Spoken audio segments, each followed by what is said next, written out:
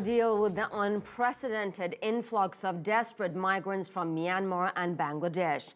That was the question as the foreign ministers of Malaysia, Indonesia and Thailand held an emergency meeting to discuss the mounting crisis.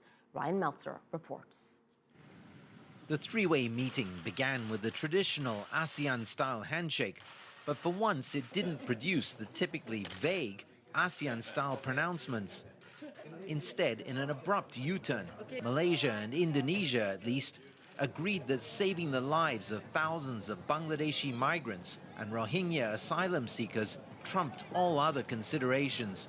They've been on the seas for such a long period of time, and the conditions are deteriorating. So what we have suggested is to provide them temporary shelters.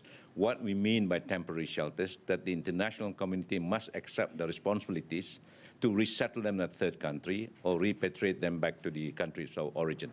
Malaysia and Indonesia plan to create a single, jointly administered facility to shelter the migrants and asylum seekers.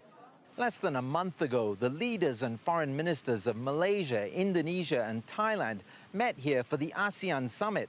But the issue of the Rohingya exodus barely got a mention, no doubt for fear of upsetting Myanmar. That apparent apathy eroded as large numbers of boat people began arriving on their shores and as they faced international condemnation for turning the boats away.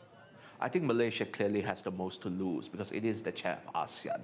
It's also proclaimed. It's also very, very active in promoting itself as a Muslim nation, as a nation which stands up for the rights of Muslims all over the world. So it's going to hurt it a lot if these Rohingya are allowed to suffer. Malaysia and Indonesia know the risk they're now taking. We are also concerned about the pull factor. If we are saying we're providing the shelter for these people, then there will be others who wants to come.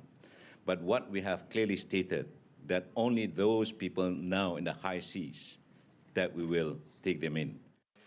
To that end, the ministers agreed to work more closely to combat people trafficking, as well as to push Bangladesh and Myanmar to identify and address the root causes of this unprecedented exodus.